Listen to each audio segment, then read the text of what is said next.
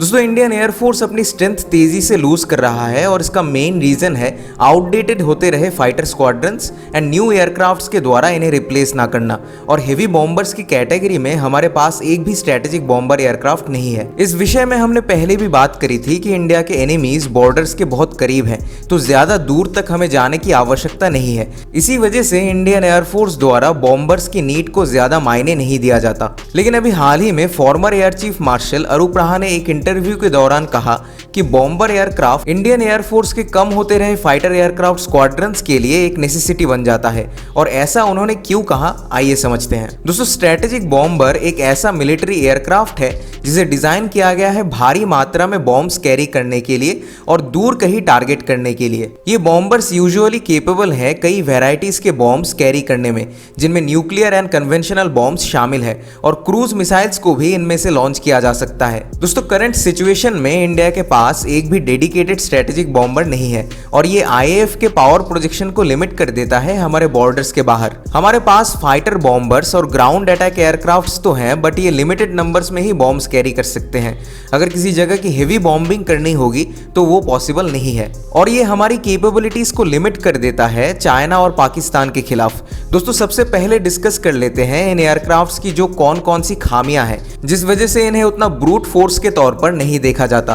Bombers काफी slow moving targets होती है और बड़ा साइज होने की वजह से इनका राडार क्रॉस सेक्शन काफी बड़ा होता है, तो इजीली इन्हें राडार्स पर देखा जा सकता है और सरफेस टू एयर मिसाइल्स से शूट डाउन भी किया जा सकता है। लेकिन यहाँ पर हमारा काउंटर टॉक ये है कि वो कौन सा एयर डिफेंस सिस्टम है जो 50,000 फीट पर किसी एयरक्राफ्ट को शूट डाउन कर पाएगा। और इंडिया जिन बॉम्बर्स को एक्वायर करने के बारे में सोच रहा है, जैसे कि रशिया का TU-160, ये वर्ल्ड का फास्टेस्ट स्ट्रेटेजिक बॉम्बर है जो 2200 किलोमीटर प्रति घंटा की स्पीड से फ्लाई कर सकता है। और जो कि इनके टारगेट्स ग्राउंड बेस्ड होते हैं, तो उस सिनेरियो में अगर हम एक्सटेंडेड रेंज ब्रह्मोस मिसाइल को देखें तो इन मिसाइल्स की रेंज बताई जाती है 800 किलोमीटर की है। तो अगर चाइना या फिर पाकिस्तान के बॉर्डर के पास के इंस्टॉलेशंस और इनके एयर बेसिस को हमें टारगेट बनाना है, तो ये बॉम्बर एयरक्राफ्ट्स इंडियन बॉर्डर से ही ब्रह्मोस को लॉन्च करके वापस लौट सकते हैं। इस तरह से सेफली मिशंस को कंडक्ट किया जा सकेगा। और बॉम्बर्स कभी भी अकेले नहीं जाते, इनका एक फॉर्मेशन होता है। जैसे कि यूएसए के केस में आप देखोगे कि इनका B-1B लैंसर या फिर B-2 स्पिरिट बॉम्बर्स के साथ F-22s एंड F-35s होते हैं। तो अगर कोई इन्हें इंटरसेप्ट करने भी आता है तो भी कोई फर्क नहीं पड़ता। स्ट्रेटेजिक बॉम्बर्स जो कि हेवी न्यूक्लियर वॉरहेड केपेबल होते हैं, तो ये एक डिटरेंट फोर्स की तरह काम करते हैं, क्योंकि ऐसे heavy nuclear strike capable bombers जिस कंट्री के पास होंगे उसके ऊपर हमला करने से पहले एनिमी 2 बार सोचेगा। दोस्तों अभी बात कर लेते हैं कि ऑप्शंस क्या क्या है हमारे पास। सबसे पहले तो ज्यादा चांसेस है यूएसए के B-1 लैंसर की। यूएसए का ये bomber upgraded avionics and systems के साथ लैस है। इन्हें 2024 में रिटायर करने की बात चल रही है, क्योंकि B-21 रेडर से इन्हें रिप्लेस किया जाएगा। तो कॉस्ट भी इसकी हमें कम पड़ेगी और ये बॉम्बर्स काफ़ी अच्छे हैं एंड करीब 6 की संख्या में ब्रह्मोस क्रूज मिसाइल्स को कैरी कर पाएंगे दूसरे बॉम्ब्स के साथ। और इसमें स्टेल्थ कोटिंग का भी इस्तेमाल किया गया है, तो RCS भी कम होगा। अब इनको लेने की बात करें तो आपको याद होगा कि यूएसए ने एरो इंडिया और कोप इंडिया 2023 में भी इन बॉम्बर्स को प्रेजेंट किया था।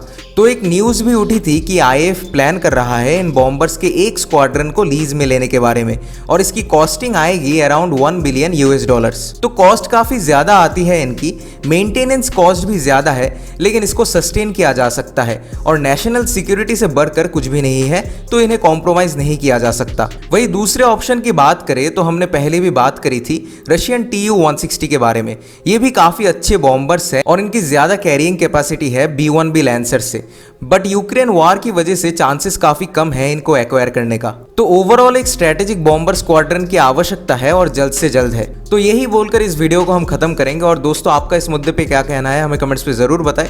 वीडियो इन्फॉर्मेटिव लगी हो तो लाइक करें और चैनल पे पहली बार आए हैं तो सब्सक्राइब करें। Thank you for watching. जय हिंद।